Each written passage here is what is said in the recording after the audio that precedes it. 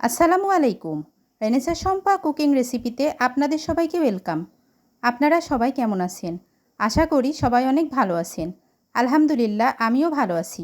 আজকে আমি আপনাদের সাথে শেয়ার করতে চলেছি গরুর মাংস দিয়ে পটলের দোরমা। গরুর মাংস দিয়ে পটলের দোরমার এই রেসিপিটা আপনারা যদি শিখতে চান তাহলে প্রথম থেকে শেষ পর্যন্ত আমার ভিডিওটি দেখতে থাকুন। আমি এখানে 15 পিস পটল নিয়েছি। পটলের ভেতরের অংশগুলোকে আমি ছাড়িয়ে রেখে দিয়েছি আর পটলের উপরের স্কিনটাকে আমি ছাড়িয়ে নিয়েছি।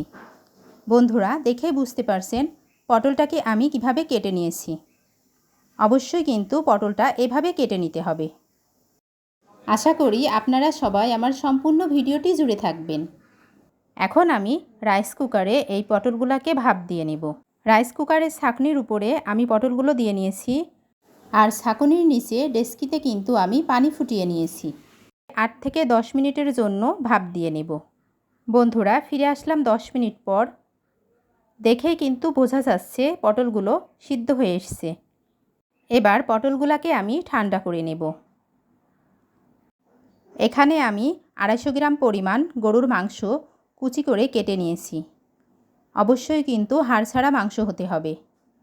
এখানে 4টা আলু ছোট ছোট করে কেটে নিয়েছি। পটলের ভেতরের যে অংশগুলো ছিল সেই অংশগুলোও কিন্তু আমি নিয়ে রেখেছি। হাফ কাপ পরিমাণ পেঁয়াজ কুচি নিয়েছি। আদা এবং রসুন পেস্ট নিয়েছি 4 টেবিল চামচ। সাথে আমি মশলাগুলো নিয়েছি। পটলের দোরমা তৈরির জন্য প্রথমে আমি মাংসের পুরটাকে রেডি করে নেব। তার জন্য পরিমাণ মতো সরিষার তেল দিয়ে নিচ্ছি। তেলটা গরম হয়ে এসছে। গরম তেলে প্রথমে পেঁয়াজ কুচিটা দিয়ে নেব। পেঁয়াজটাকে লাইট ব্রাউন কালার করে ভেজে নেব। যারা যারা আমার ভিডিওটি দেখতেছেন কিন্তু এখনও লাইক দেন নাই, প্লিজ একটি করে লাইক দিয়ে দেবেন। 2টা তেজপাতা দিয়ে নিচ্ছি। 4 থেকে 5 টুকরা দারুচিনি এটাও দিয়ে নেব। এখানে সাদা গোলমরিচ, কালো গোলমরিচ, লবঙ্গ এবং এলাচ দিয়ে দিলাম।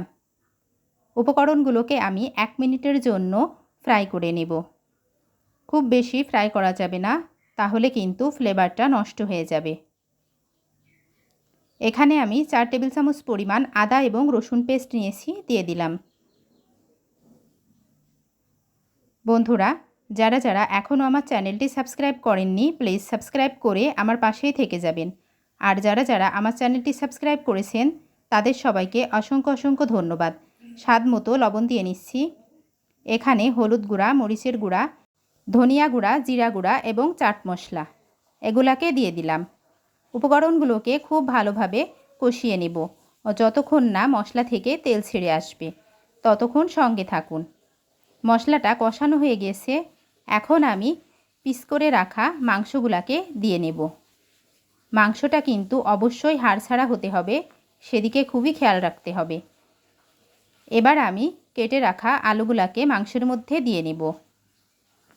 এবার পটলের যে অবশিষ্ট অংশগুলো রেখে দিয়েছিলাম ওটাকেও দিয়ে নেব। সবগুলো উপকরণকে আমি 5 থেকে 7 মিনিটের মতো কষিয়ে নেব। যারা যারা ভিডিওটি দেখতেছেন কিন্তু এখনও লাইক দেন নাই, প্লিজ একটি করে লাইক দিয়ে দেবেন। আপনাদের একটা লাইক, একটা শেয়ার আমার ভিডিওটি কিন্তু হাজার হাজার মানুষের কাছে পৌঁছাতে সাহায্য করবে। উপকরণগুলো কষানো হয়ে গেছে। এখন আমি সিদ্ধ হওয়া পরিমাণ পানি দিয়ে নেব। পানিটা খুব বেশি দেওয়ার দরকার নেই, কারণ আমি মাংসের এই কিমাটাকে একটু ভাজা ভাজা রাখবো। তা না হলে দোরমা তৈরির জন্য পারফেক্ট হবে না। এটাকে আমি একটা ঢাকনা দিয়ে ঢেকে দিলাম। ফিরে আসব 10 মিনিট পর। ফিরে আসলাম 10 মিনিট পর। মাংসটাকে আমি একটু হালকাভাবে নাড়া দিয়ে নেব। তারপর আরও 5 থেকে 7 মিনিটের মতো মিডিয়াম টু লো হিটে জাল করতে থাকব। বন্ধুরা, যারা যারা পটলের এই দোরমা রেসিপিটি কখনো ট্রাই করে দেখেননি, অবশ্যই কিন্তু এটা ট্রাই করে দেখেন। খেতে কিন্তু দুর্দান্ত মজা লাগে। অবশ্যই কিন্তু দোরমার এই রেসিপিটা গরম গরম খেতে হবে, তা না হলে পারফেক্ট স্বাদটা আপনারা পাবেন না। বন্ধুরা, এখনও পুরোপুরি ভাজা হয়ে আসেনি। আমি আরও 2 মিনিটের মতো ভেজে নেব। পটলের দোরমা তৈরির জন্য গরুর মাংসের পুরটাকে রেডি করে নিলাম। এখন আমি এটাকে একটু ঠান্ডা করে নেব। আর কেন ঠান্ডা করে নিতে হবে আপনারা দেখলেই কিন্তু বুঝতে পারবেন। বন্ধুরা, এখন আমি দোরমাগুলোকে তৈরি করে নেব।